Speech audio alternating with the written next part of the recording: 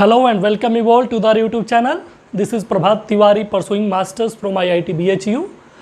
So again we are going to discuss a very important topic of a complex number. Right ये complex number का बहुत ही important topic है जिसको कि हम लोग आज जा रहे हैं डिस्कस करनी। और ये टॉपिक तुम देखोगे कि एग्जामिनेशन में काफ़ी भर भर के जिसको कहते हैं ना क्वेश्चन आए हुए हैं। What geometry of a complex number. ये geometry of a complex number इतनी इंपॉर्टेंट चीज़ है कि जो क्वेश्चन हमने अर्लियर किया हुआ है मॉडुलस के थ्रू कंजुगेट के थ्रू, उस क्वेश्चन को तुम देखोगे ना कि हम कई बार जियोमेट्री के अगर मुझे समझो तो वहाँ से क्वेश्चन को हम करेंगे। In this chapter in this topic what we are going to discuss distance between 2 point, equation of a circle, equation of a line. ठीक है, ये तीन चीजें आज हम डिस्कस करेंगे और some previous year question. So let's start with a very first topic, a distance between 2 point. अब यार डिस्टेंस बिटवीन 2 पॉइंट होता क्या है? हमने distance between 2 point coordinate geometry में पढ़ा होगा, लेकिन यहाँ पे डिस्टेंस बिटवीन 2 पॉइंट क्या होता है आओ उसको देखते हो। So very first is what distance between 2 point. ठीक है, डिस्टेंस बिटवीन 2 पॉइंट। ये जो भी हम लिखते हैं ना Z1 minus Z2, Z1 minus Z2 is known as what distance between Z1 and Z2। ये चीज तुम याद रखोगे कि Z1 minus Z2 is referred as distance between Z1 and Z2। इसका मतलब जो मैं Z1 लिखता था मॉड Z1 इक्वल टू ये क्या था distance between Z1 and origin. ठीक है, क्योंकि सेकंड तो मेरे को दिख ही नहीं रहा है, Z2 तो दिख नहीं रहा, इसका मतलब कि 0 माइनस में होगा। इसी वजह से हम लोग कहते हैं कि जो मॉडुलस ऑफ Z होता है ये distance between Z1 and origin होता है। यानी जब भी तो कॉम्प्लेक्स नंबर का तुम्हें नेगेटिव इस तरह से होगा तुम उसको क्या बोलोगे, it is distance between Z1 and Z2। ठीक है, it is the distance between Z1 and Z2। Number 2 कि equation of bisector, equation of perpendicular bisector. ठीक है, नंबर 2 क्या मेरा कॉन्सेप्ट है कि इक्वेशन ऑफ परपेंडिकुलर बाइसेक्टर। ठीक है, इन सब पे हम लोग क्वेश्चन करेंगे, इस सब पे क्वेश्चन करेंगे। एक बार थोड़े से कॉन्सेप्ट इस पे डिस्कस कर लें, then we will be discuss the some very important question. Right, equation of perpendicular bisector. अब यार तुम खुद सोचो ना कि इक्वेशन ऑफ परपेंडिकुलर बाइसेक्टर का मतलब क्या हुआ कि किसी भी लाइन के परपेंडिकुलर बाइसेक्टर के इक्वेशन आप कैसे लिखोगे। तो इसका इक्वेशन ये होता है कि Z माइनस Z1 का mod will be equal to Z minus Z2 का मॉड। इसका मतलब क्या हुआ, ये कुछ समझ आ रहा है? नहीं आ रहा होगा। मतलब ये Z एक कॉम्प्लेक्स नंबर हमें लिखना था जो कि Z1 और Z2 को ज्वाइन करने वाली लाइन के परपेंडिकुलर बाइसेक्टर। मान लो एक जगह मेरा Z1 है, एक जगह मेरा Z2 है। ठीक है, तो बोला कि आप परपेंडिकुलर बाइसेक्टर लिखो जो कि Z1 और Z2 को क्या करे, डिवाइड करे। अब तुम खुद सोचो यार कि Z कोई कॉम्प्लेक्स नंबर, इसको पॉइंट P से अगर हम डिनोट करें तो ये Z और Z1 के डिस्टेंस मान लो इसको A से डिनोट करें। Z1 को हम किससे डिनोट करते हैं, A से, और Z2 को किससे डिनोट करते हैं, B से। तो Z को अगर P से डिनोट करते क्या हुआ, PA equal to PB, PA equal to PB। अब तुम खुद बताओ कोई क्वांटिटी Z है उसका डिस्टेंस Z1 से, और कोई क्वांटिटी Z है जिसका डिस्टेंस Z2 से भी इक्वल है, यानी Z का डिस्टेंस Z1 से भी इक्वल है, Z का डिस्टेंस Z2 से भी इक्वल है। It is only possible if Z will be lie at a perpendicular bisector of a Z1 and Z2। वरना अगर कहीं इधर लाई करेगा तो इससे नज़दीक हो जाएगा, इससे दूर हो जाएगा। अगर कहीं इधर लाई करेगा तो इससे फार हो जाएगा, इससे नियरर हो जाएगा। अगर उसके परपेंडिकुलर बाइसेक्टर पे Z कहीं भी इधर लाई करे वहाँ से उसका डिस्टेंस Z1 के साथ और उसका डिस्टेंस Z2 के साथ क्या आएगा, सेम आएगा। इस वजह से परपेंडिकुलर बाइसेक्टर कुछ अपने आप में तोप नहीं है, इसीलिए मैंने इस पर क्वेश्चन नहीं कराया। सेम चीज़ है कि यार किसी क्वांटिटी Z का डिस्टेंस Z1 से भी उतना ही है और Z का डिस्टेंस Z2 से भी उतना ही है। मतलब क्या बनता है इसका, इसका मतलब ये हुआ कि ये Z जो है ये दोनों Z1 और Z2 के परपेंडिकुलर बाइसेक्टर पे लाई करता। और उसको किया कैसे, Z को मैंने कोई पॉइंट P मान लिया, Z1 को A से रिप्रेजेंट किया, Z2 को B से रिप्रेजेंट किया, PA will be equal to PB। तो कुछ भी नहीं करा, तुमसे डायरेक्टली कभी कभी क्वेश्चन पूछा जाता है, राइट, कि डायरेक्टली क्वेश्चन पूछा जाता है। ये क्वेश्चन तुम्हें देख लो कि Z minus 3 will be equal to Z minus 7. Z will be lie at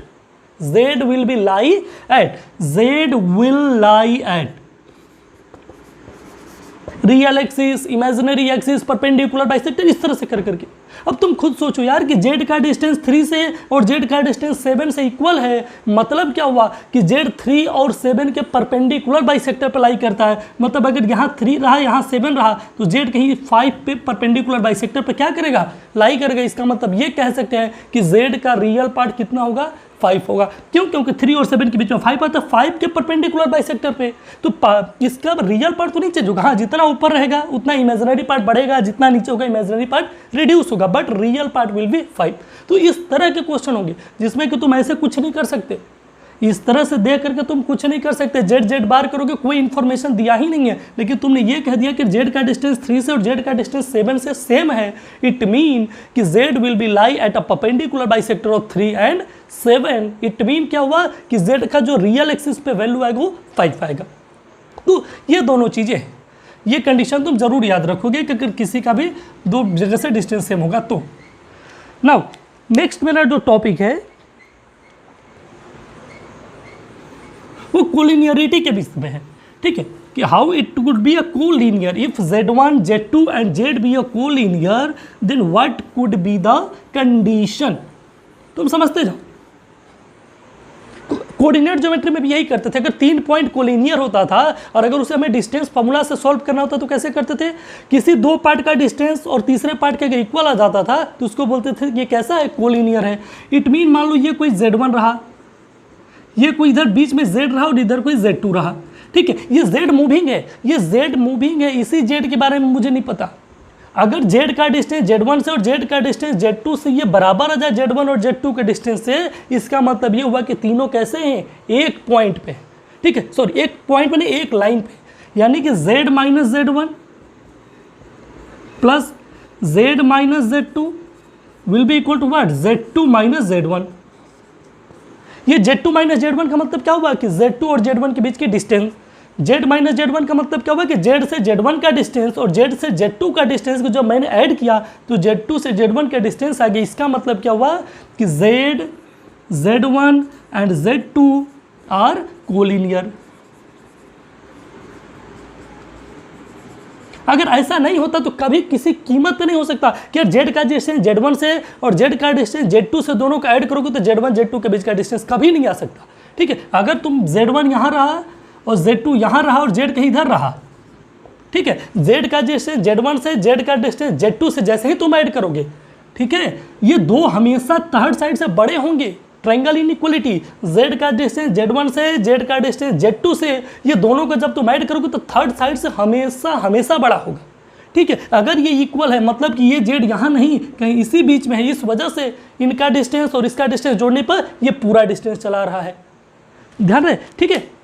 तो जब भी तुम्हें कंडीशन मिलेगा कोलिनियरिटी का, Z का डिस्टेंस Z1 से, Z का डिस्टेंस Z2 से ऐड किया तो Z2 और Z1 के बीच के डिस्टेंस के बराबर आ गया, it mean it is the collinear, right.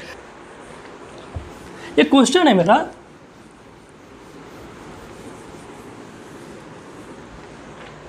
ये क्वेश्चन है कि if Z minus 2,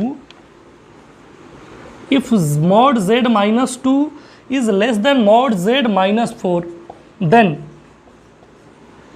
first question है कि real part of Z is greater equal to 3। Second है again real part of Z की ही बात करें, real part of Z equal to 3, वही चीज़ है real part of Z less than 3 and none of these, ठीक। हमें कोई मतलब नहीं अभी, हमें तो ये पता है कि Z माइनस Z1 क्या होता है, Z और 2 के बीच का डिस्टेंस, Z माइनस 4 क्या होता है, Z और 4 के बीच में डिस्टेंस। कुछ भी यार इस तरह से लिख जाए, Z1 माइनस Z2 मतलब कि Z1 और Z2 के बीच का डिस्टेंस। अब ये किसके इक्वल, उसके अकॉर्डिंग हम बोलते हैं कि ये परपेंडिकुलर बाइसेक्टर है, कि ये सर्कल है, कि क्या है।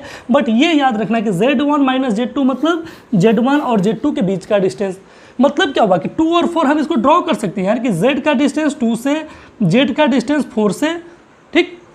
कह रहे कि Z यहाँ पे लाई करेगा कि 2 से डिस्टेंस छोटा होगा, 4 से डिस्टेंस बड़ा होगा। इट मीन यार इनका परपेंडिकुलर बाइसेक्टर के 3 पे आएगा। अब तुम खुद सोचो कि जेड इधर लाई करेगा कि जेड इधर लाई करेगा। अगर इधर लाई करेगा तो 4 वाला डिस्टेंस छोटा होगा, 2 वाला डिस्टेंस बड़ा होगा, बट बोला है कि जेड का डिस्टेंस 2 से छोटा होना चाहिए। इसका मतलब क्या हुआ कि जो भी मेरा जेड होगा हमेशा 3 किधर लाई करेगा, तब देखोगे कि इसका डिस्टेंस 2 से छोटा होगा और 4 से बड़ा होगा। यानी रियल पार्ट इसका जब भी होगा 3 से क्या होगा, छोटा होगा, क्योंकि यहाँ इक्वलिटी साइन नहीं है, इस वजह से real part will be less than equal to 3 हमारा आंसर होगा। क्यों? क्योंकि अगर 3 पे लाई करता तो 4 से और 2 से डिस्टेंस सेम होता। अगर इस साइड आ जाता 3 से बड़ा हो जाता तो 4 से डिस्टेंस छोटा होता और 2 से डिस्टेंस बड़ा होता, तो ये इक्वलिटी बदल जाती। बट बोला है कि z आप यहाँ पे पुट करो कि उसका डिस्टेंस 2 से छोटा दिखे और 4 से बड़ा दिखे, तो लो मैंने z इधर पुट कर दिया, अब 2 से छोटा दिखेगा 4 से बड़ा दिखेगा, हो गया। यानी तुम आंसर करोगे कि real part of z will be less than 3। बस छोटा सा कॉन्सेप्ट याद कर रखा था कि this represent distance of a z from 2 and this represent distance of a z from 4, right. Next question,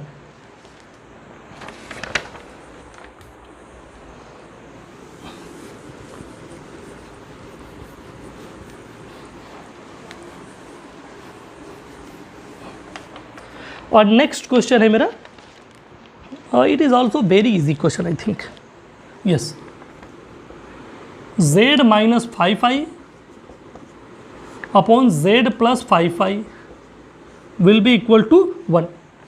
अब यार अगर तुम इस क्वेश्चन को देखो तो ये एक basically mod z equal to 1 है, फिर इसका हम स्क्वायर करेंगे तो भी 1 के बराबर आएगा, फिर उसको करोगे z into z bar equal to 1, वहाँ से भी तुम आंसर करोगे लेकिन बहुत लंबा चौड़ा हो जाएगा। लेकिन अगर तुम्हें ये पता है कि यार मॉड तो ऊपर नीचे में ब्रेक हो जाता है, मल्टीप्लाई और डिवाइड में मॉडुलस ब्रेक हो जाता है, यानी इसको हम ऐसे भी लिख सकते हैं कि z माइनस 5i, ऊपर का ऊपर मोड, नीचे का नीचे मोड, और नीचे का मोड इधर मल्टीप्लाई कर देंगे तो क्या आ जाएगा, z प्लस 5i आएगा। ये तो मेरे को आता है यार, z का डिस्टेंस 5i से z का डिस्टेंस माइनस के 5i से सेम होगा। देखो ये माइनस के बाद जो होता है वही लेना है हमें, ठीक। जियोमेट्री पर जाते हैं, z का डिस्टेंस 5i से, चलो इधर कहीं 5i होगा, 0,5i, ठीक है। z का डिस्टेंस माइनस 5i से, क्यों? क्योंकि z माइनस z1 होता है, माइनस का 5i इसी एक्सिस में होगा, 0, दोनों का डिस्टेंस सेम है, मतलब क्या z इनके परपेंडिकुलर बाइसेक्टर पर लाई करेगा। यहाँ इसका मतलब कि z कहाँ लाई करेगा, इसी ओरिजिन पर लाई करेगा। क्यों? क्योंकि 5i से और इससे डिस्टेंस सेम होना चाहिए, तो z कहाँ लाई करेगा, यहाँ लाई करेगा, कहीं ना कहीं यहीं पर लाई करेगा, तभी उसका डिस्टेंस इससे और इसका डिस्टेंस इससे क्या आएगा, सेम आएगा। तो तुम्हें अगर थोड़ी सी भी ज्योमेट्री की समझ है तो क्वेश्चन में बोला था कि z lie at the axis x, the line y equal to 5, circle पे लाई करेगा नॉन ऑफ दिस, यानी कि the z will be lie at x axis y, x axis पर। क्यों? क्योंकि it is the perpendicular bisector of these and these point, और अगर z का डिस्टेंस यहाँ से और यहाँ से सेम है, मतलब कि z को इनके बीचों बीच और परपेंडिकुलरली जाना, ठीक है। और नेक्स्ट क्वेश्चन देखते हैं हम लोग, सेम टाइप का क्वेश्चन है, ये पहले किसी एग्जाम में आया था, कोई स्टेट बोर्ड के एग्जाम में, आई डोंट नो, ठीक है। नेक्स्ट क्वेश्चन तुम्हारा जो कि AI में आया था 2005 में, ओमेगा इक्वल टू दिया है z upon z minus iota by 3, और बोला है कि ओमेगा का जो मॉडुलस है 1 है, तो बताइए कि z कहाँ लाई करेगा, z लाई कहाँ करेगा, ठीक है। ओमेगा का मॉड 1 है, यानी ओमेगा का मॉड 1 का मतलब कि इन्हीं का मॉड 1 है, ठीक, यानी कि इनका मॉड कितना है, 1 है। ऊपर का मॉड ऊपर, नीचे का मॉड नीचे, ब्रेक कर देते हैं, यानी कि mod z will be equal to what, mod z minus iota by 3। Mod z का मतलब क्या है कि z का डिस्टेंस ओरिजिन से और z का डिस्टेंस i/3 से क्या होगा, सेम होगा, ठीक है। z का डिस्टेंस ओरिजिन से और z का डिस्टेंस i/3 से क्या होगा, सेम होगा। तो पूछा है कि ये क्या रिप्रेजेंट करेगा, स्ट्रेट लाइन रिप्रेजेंट करेगा, हमें क्यों बनाना, ठीक। z का डिस्टेंस ओरिजिन से और z का डिस्टेंस i/3 से, ये कहीं i/3 इधर होगा, इससे अगर सेम होगा तो z इनके परपेंडिकुलर बाइसेक्टर पर लाई करेगा, और परपेंडिकुलर बाइसेक्टर होता है क्या, लाइन। तो इसमें पूछा ही नहीं था कि कहाँ से लाई करेगा, बोला था कि क्या होगा, इलिप्स होगा, सर्कल होगा, हाइपरबोला होगा, कि लाइन होगा, एक लाइन होगा, ठीक। क्योंकि z का डिस्टेंस ओरिजिन से और z का डिस्टेंस i/3 से क्या है, सेम है। हमें इसको ऐसे इंटरप्रेट करना कि z है, z में से कुछ माइनस नहीं, मतलब कि z का डिस्टेंस ओरिजिन से और z का डिस्टेंस i/3 से, यानी इमेजिनरी पार्ट से क्या है, सेम है।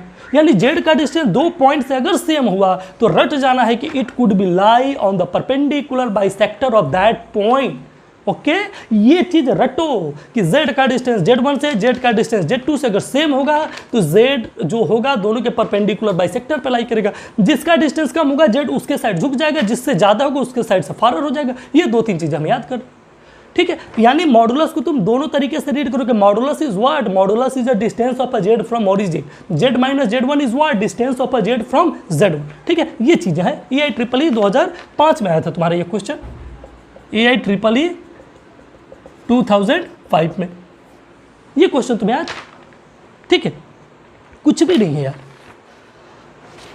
अगेन एक क्वेश्चन है IIT 2009 में आया हुआ है, ठीक है। IIT वालों ने भी पूछा है, एक बार देखते हैं कि ये क्या पूछ रहे हैं।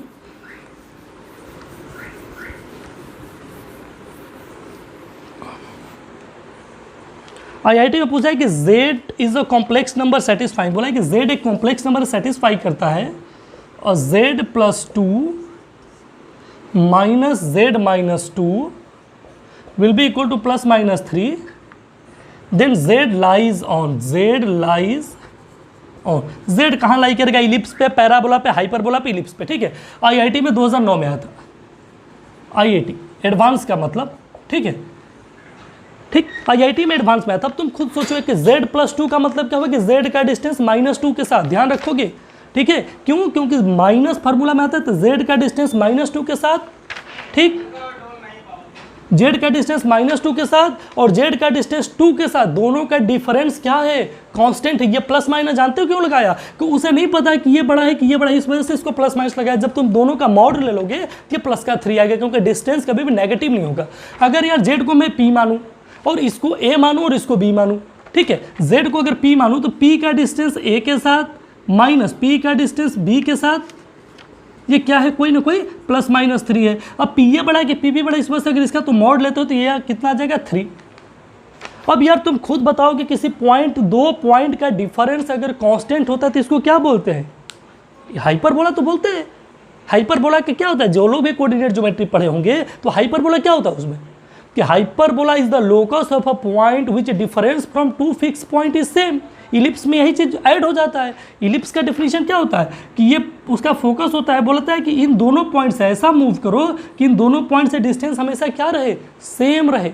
और हाइपरबोला क्या कहता है कि 2 पॉइंट से अगर किसी पॉइंट का डिफरेंस फिक्स रहता, तुम इस तरह से मूव करो कि यहाँ से और यहाँ से इनका डिफरेंस हमेशा क्या रहे? फिक्स रहे, ठीक। तो अगर 2 पॉइंट का डिफरेंस फिक्स हो जाए तो उसको हाइपरबोला बोलते हैं। 2 पॉइंट का अगर एडिशन फिक्स हो जाए तो उसको एलिप्स बोलते हैं। किसी पॉइंट से कोई फिक्स डिस्टेंस पे चलते रहता है तो उसको क्या बोलते हैं? सर्कल बोलते हैं, ठीक है। तो यानी ये क्या हुआ कि Z का डिस्टेंस 2 से माइनस Z का डिस्टेंस माइनस 2 से फिक्स क्वांटिटी है। यानी किसी पॉइंट P का डिस्टेंस A से और किसी पॉइंट P का डिस्टेंस B का डिफरेंस अगर फिक्स है तो इट रिप्रेजेंट अ हाइपरबोला, ठीक है। जब तुम 2D पढ़ोगे, जब कोऑर्डिनेट ज्योमेट्री पढ़ोगे तो उसमें तुम्हें समझ में आएगा ये चीज़। अगर नहीं भी आ रही है कम से कम यहाँ ये चीज़ तुम्हें समझ गया, ठीक है। यानी PA माइनस PB कॉन्स्टेंट है, it mean it is hyperbola, ठीक है, हाइपरबोला, ठीक है।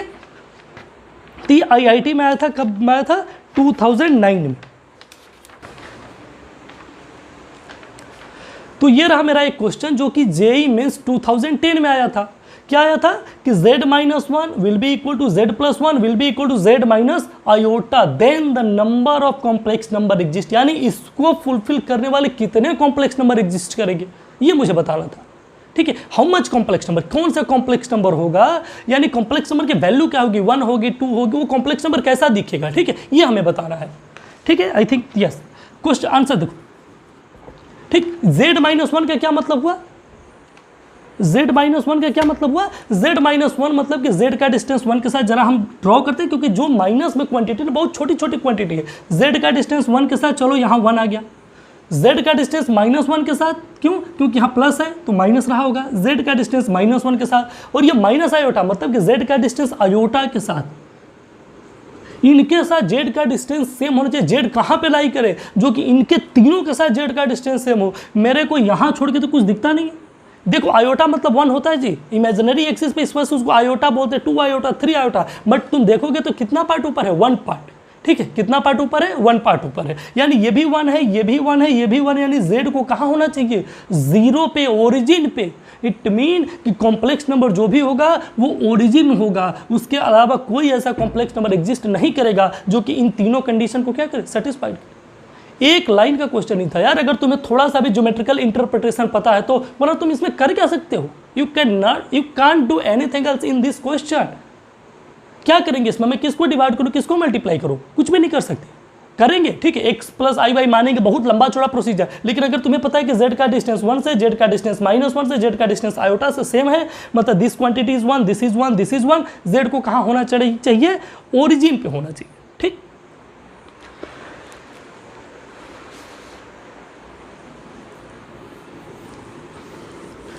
अब मेरा नेक्स्ट टॉपिक है सर्कल। 2D में भी सर्कल पढ़ेंगे, कॉम्प्लेक्स नंबर में भी सर्कल है। ठीक है, तो एक बहुत इंटरेस्टिंग कॉन्सेप्ट यहां से भी आता है। चलो देखते हैं कि व्हाट इज सर्कल। ठीक है, तो सर्कल इन अ कॉम्प्लेक्स नंबर, क्या चीज, सर्कल। सर्कल का डेफिनेशन क्या होता है, अगर हम 2D की बात करें, कोऑर्डिनेट ज्योमेट्री की बात करें, कि the circle is the locus of a point which distance from a fix point is always same. यानी किसी फिक्स पॉइंट से अगर डिस्टेंस कांस्टेंट हो जाए तो हमेशा क्या बनता है, सर्कल बनता है। यानी कि हम यहां से भी वही कहेंगे कि z minus z not will be equal to what, r is a circle. ये क्या है, सर्कल है। ये क्या है, सर्कल। यानी z का डिस्टेंस z नॉट के साथ फिक्स है, it mean it represent a circle. z कोई वेरिएबल चीज है, इसका एक फिक्स पॉइंट z नॉट से अगर डिस्टेंस फिक्स हो गया, it mean it represent a circle, right. ये z नॉट क्या है, ये z नॉट ही उसका सेंटर है, और ये क्या है, रेडियस। ठीक है, r is radius, r is radius, right. यानी जब भी कोई चीज होगा z minus z not equal to 4, 3, 5, इसका मतलब कि एक सर्कल होगा। ये क्या होगा, सर्कल होगा। ठीक है, ये चीजें हैं। दूसरा एक और तरीका आता है हमें सर्कल का,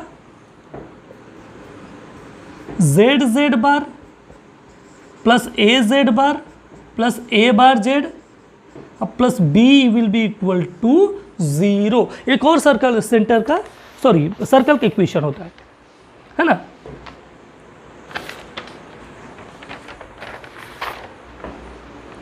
ठीक है, प्लस ये b इक्वल टू सर्कल का इक्वेशन हुआ।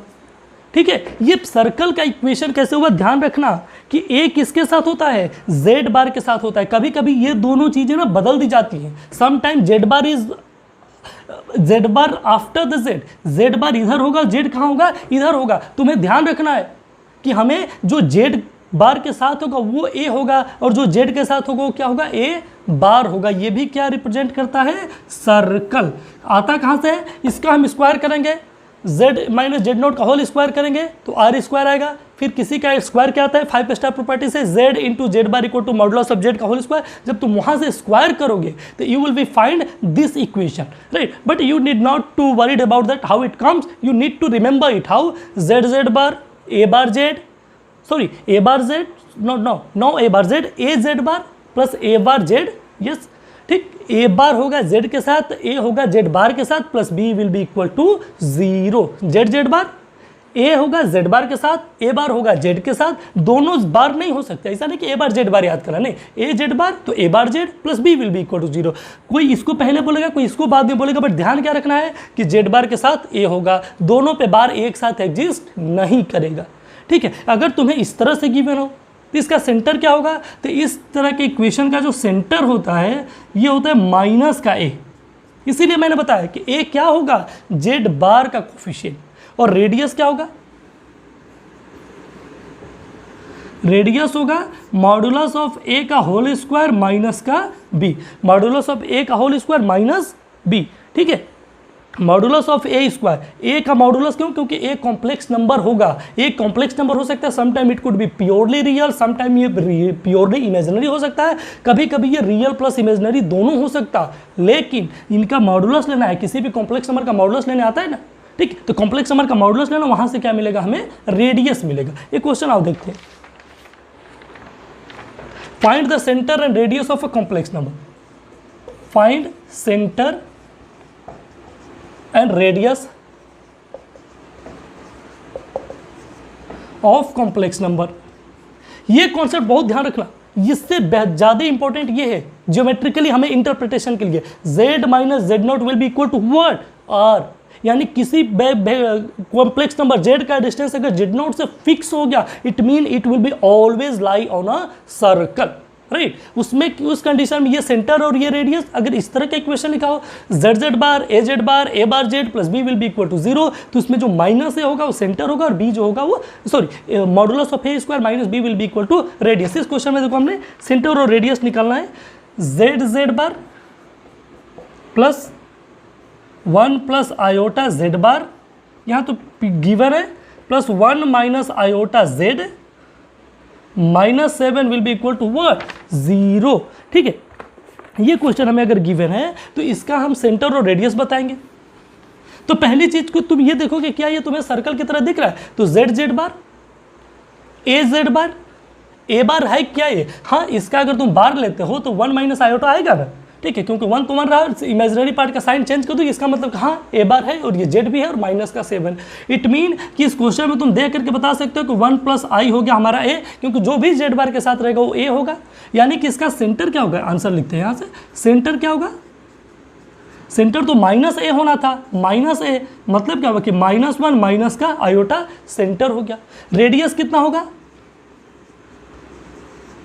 रूट ओवर मॉडुलस ऑफ ए का होल स्क्वायर माइनस का बी। अब ए के यार मॉडुलस कितना आएगा यहाँ से, ए का मॉडुलस आएगा रियल पार्ट का स्क्वायर प्लस इमेजिनरी पार्ट का स्क्वायर, यानी कि √2 आएगा। जब तुम स्क्वायर करोगे मॉडुलस का तो 2 आ जाएगा, माइनस बी का वैल्यू कितना है, ये माइनस के साथ है, इट मीन कि -7।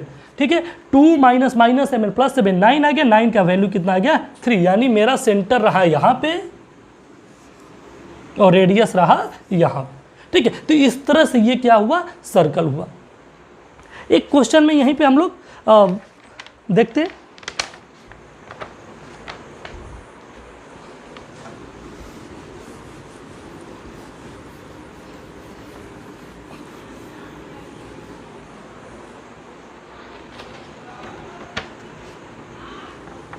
क्वेश्चन देखना कि modulus of z plus 4 will be less equal to 3, then maximum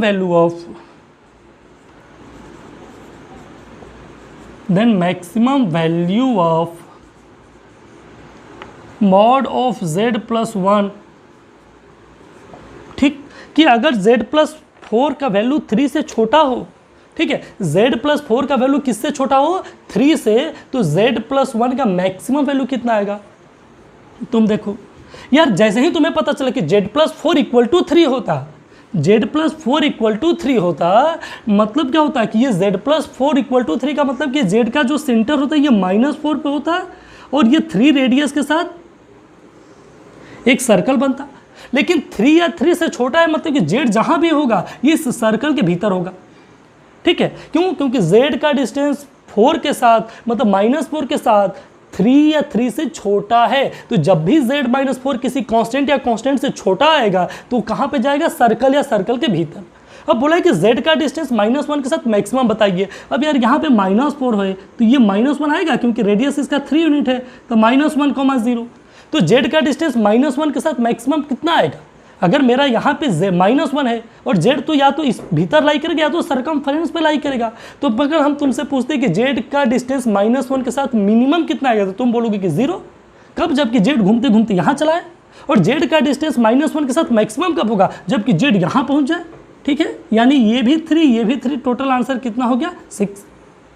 समझ रहे बात को, क्योंकि ये जो रिप्रेजेंट करता है ये सर्कल रिप्रेजेंट करता है, interior side plus circumference of a circle. ठीक है, z will be either at a circumference और interior side of a circle.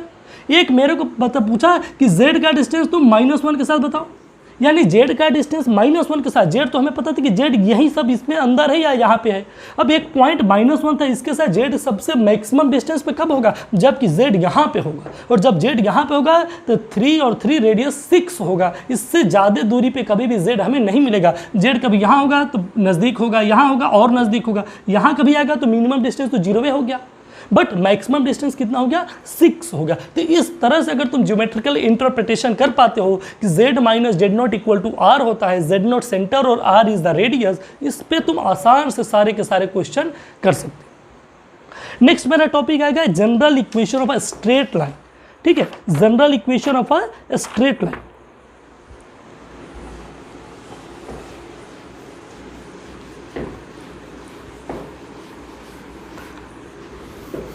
ठीक है, तो general equation of straight line, again वही चीज कि स्ट्रेट लाइन कैसे दिखेगा।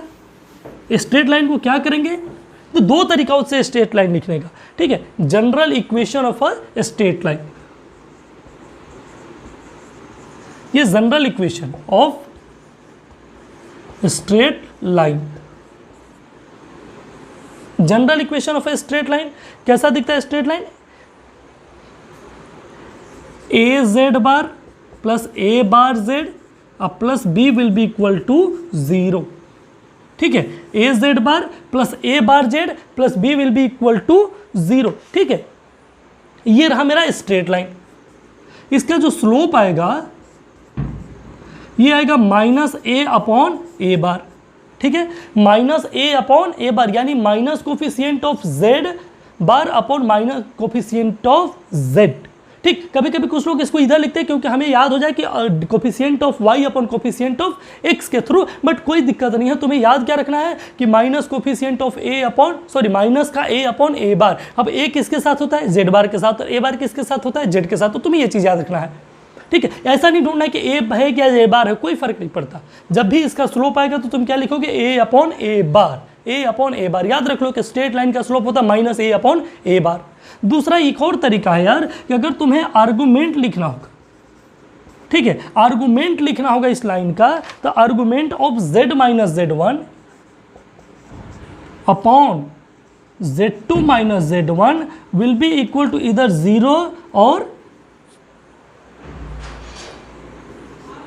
ठीक है, argument of z minus z1 upon z2 minus z1 will be either 0 और पाई। ठीक है, डिवाइड का मतलब क्या होगा, argument of z minus z1 और z2 माइनस z1। अगर यार ये स्ट्रेट लाइन होगा, find a straight line with joining the z1 and z2। अगर z1 और z2 को ज्वाइन करने वाली स्ट्रेट लाइन के इक्वेशन लिखना है, मतलब कि यार z1 भी इसी पे होगा और z2 भी इसी पे होगा और z भी इसी पे होगा। ठीक है, argument of z minus z1, ये आर्गुमेंट की प्रॉपर्टीज ये माइनस में हो जाएगा। इन दोनों को अगर हम माइनस करेंगे तो अगर इस स्ट्रेट लाइन पे तो दोनों का आर्गुमेंट तो सेम होगा। अगर दोनों का आर्गुमेंट सेम होगा, अगर ये दोनों सेम डायरेक्शन में होंगे तो आर्गुमेंट 0 आ जाएगा। अगर दोनों अपोजिट डायरेक्शन में होंगे तो इनका आर्गुमेंट कितना आ जाएगा, 180 डिग्री। ठीक है, तो यहाँ से भी हम कभी कभी इक्वेशन ऑफ अ लाइन लिख लेते हैं। तो अगर तुम्हें कभी इस तरह की चीज़ें दिख जाए कि जेड का z1 से और z2 माइनस z1 इनका आर्गुमेंट 0 या पाई है, तो तुम कह दोगे कि ये तीनों के तीनों कैसे कोलिनियर है, मतलब कि ये एक स्ट्रेट लाइन की इक्वेशन है। What, it is the equation of a straight line, right. ठीक है, तो इस तरह से करके जो मेरा ये ज्योमेट्री वाला पार्ट हुआ ये लगभग फिनिश हुआ। ठीक है, अब मेरे को 2-3 चैप्टर और टॉपिक और पढ़ने हैं। रोटेशन जो कि प्योरली एडवांस का टॉपिक है, मेंस में रेयर चांसेस है कि इससे क्वेश्चन पूछे जाते, और जब रोटेशन बताएंगे तो वहाँ पे हम ट्रायंगल से रिलेटेड जितने भी क्वेश्चन है, ट्रायंगल के वर्टेक्स कैसे होते हैं, ये जो भी चीज़ें होती हैं उससे रिलेटेड करेंगे। उससे पहले एक मेरा छोटा सा टॉपिक छूट गया था, डिमोवियर थ्योरम, जिसको कि आज हम थ्योरेटिकली कवर करेंगे, न्यूमेरिकली नेक्स्ट डे, क्योंकि बहुत ज़्यादा न्यूमेरिकली उसमें कोई इंपॉर्टेंट है नहीं उसका। ठीक, अगेन वो चीज़ भी जो इंपॉर्टेंट है ना, वो एडवांस के लिए अच्छे क्वेश्चन उससे बनते हैं, मेन्स के लिए नहीं बनाए जाते। ठीक है, तो नेक्स्ट मेरा एक टॉपिक जो बनेगा वो क्या आएगा, डिमोवियर थ्योरम। और जहां तक रही बात इन क्वेश्चंस पे, इस पे तुम और जाकर के क्वेश्चन करो, और हम लोग जब एक बार पूरा का पूरा एक खत्म होगा तो और 10 से 15 क्वेश्चन जो अच्छे क्वेश्चन है उसको फिर से पूरे के पूरे 1 से या 1.5 घंटे के वीडियो में कवर करेंगे, राइट। इस तरह से ये वीडियो में कॉन्सेप्चुअल बातें मैं ज़्यादा करना चाहता हूँ रादर देन न्यूमेरिकल। ठीक है, तो हमने न्यूमेरिकल उतना किया जिससे कि हमारा कॉन्सेप्ट थोड़ा बहुत क्लियर हो जाए। ठीक है, जब हम क्वेश्चन करेंगे एक सेपरेट वीडियो में तो वहाँ पे ये, वरना ये सारे के सारे वीडियो बहुत ही लेंदी होते चले जाएंगे। ठीक है, so let us see in this video.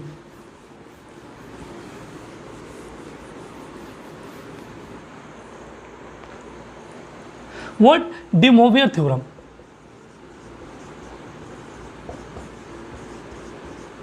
ठीक है, कभी कभी ना स्पेलिंग गलती हो जाती है, ध्यान रख लेना तुम लोग। ठीक है, De Moivre थ्योरम ये एक बहुत ही इंपॉर्टेंट थ्योरम।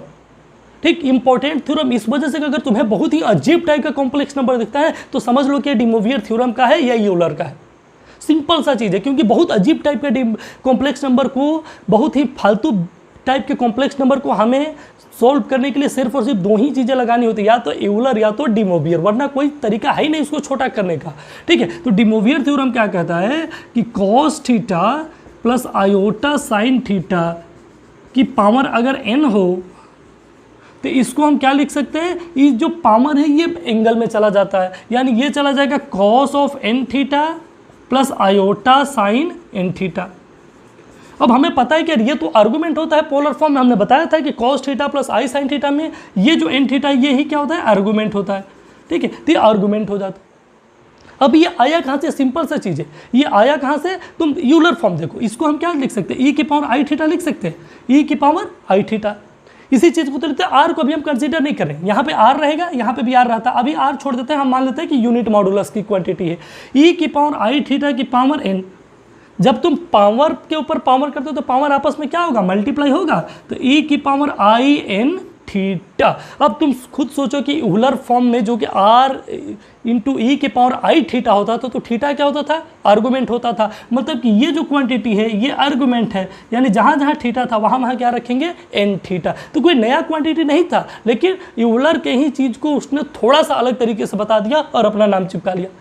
ठीक है, तो यानी कि जब भी पावर होगा तो उसको हम एंगल के बगल में ले जा करके लिख सकते। ठीक, इसका यूज सबसे बड़ी बात होती है कि जब बहुत सारे कॉम्प्लेक्स नंबर मल्टीप्लाई होते हैं, बहुत सारे कॉम्प्लेक्स नंबर क्या होते हैं, मल्टीप्लाई होते हैं, वहाँ पे इसका यूज है। जैसे कि सबसे पहला यूज ये होगा कि अगर cos theta 1 plus iota sine theta 1 into cos theta 2 plus iota sine theta 2, ठीक है, इंटू, सब में इंटू चलते रहेगा, cos theta 3 plus iota sine theta 3 dot dot dot dot करते करते cos theta n plus iota sine theta n। ठीक है, अगर इस तरह का मुझे कोई कॉम्प्लेक्स नंबर गिवन हो जिसमें कि बोले कि इसका तुम वैल्यू बताओ क्या होगा, ये z1 रहा, ये z2 रहा, ये z3 रहा, ये zn रहा,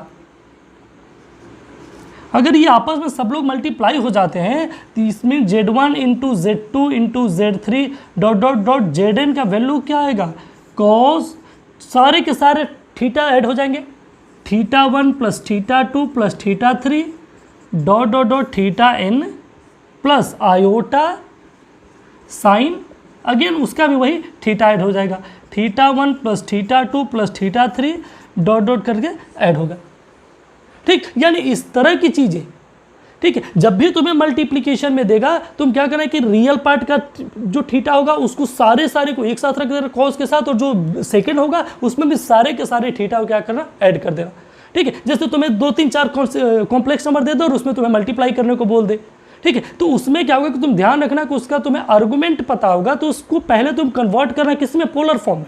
ठीक है, जैसे z प्लस 1 प्लस रूट 3 दे दे, दूसरा दे दे -1 माइनस रूट 3 आई, यानी उनका आर्गुमेंट निकाल करके तुम पहले उसको कन्वर्ट करना z1 z2 z3 में, फिर सबको एक साथ कर लेना, दूसरे वाले को एक साथ कर लेना। ठीक है, तो ये रहा मेरा डिमोवियर थ्योरम, जिसमें कि जो पावर होता है वो कहाँ चलाता है, बगल में चलाता है।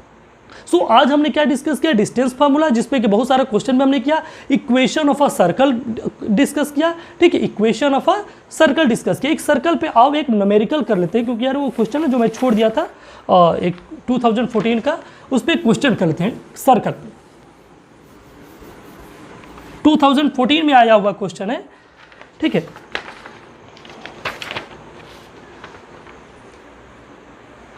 कि if z equal to, if modulus of z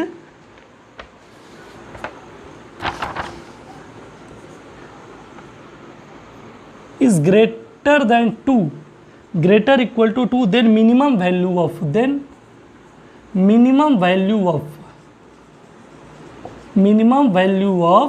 z plus 1/2। ठीक है, ये मेंस 2014 में आया था, मेंस 2014 में। तब देखो ना कितना आसान सा क्वेश्चन यार, कि z का वैल्यू 2 से बड़ा होगा। अब तुम्हें बताया ना कि किसी भी कॉम्प्लेक्स नंबर का वैल्यू मॉडुलस किसी फिक्स नंबर से बड़ा, छोटा या बराबर आ जाए तो हर हाल में क्या रिप्रेजेंट करेगा, सर्कल। ठीक, इसमें कुछ माइनस नहीं है, मतलब कि ये सेंटर इसका 0 है, इसका सेंटर कितना है 0, और रेडियस कितना है 2 या 2 से बड़ा, यानी जो भी मेरा ये कॉम्प्लेक्स नंबर एग्जिस्ट करेगा z, या तो z इस पे लाई करेगा, या तो z इधर लाई करेगा, या तो इसके आउटसाइड लाई करेगा, भीतर नहीं लाई करेगा।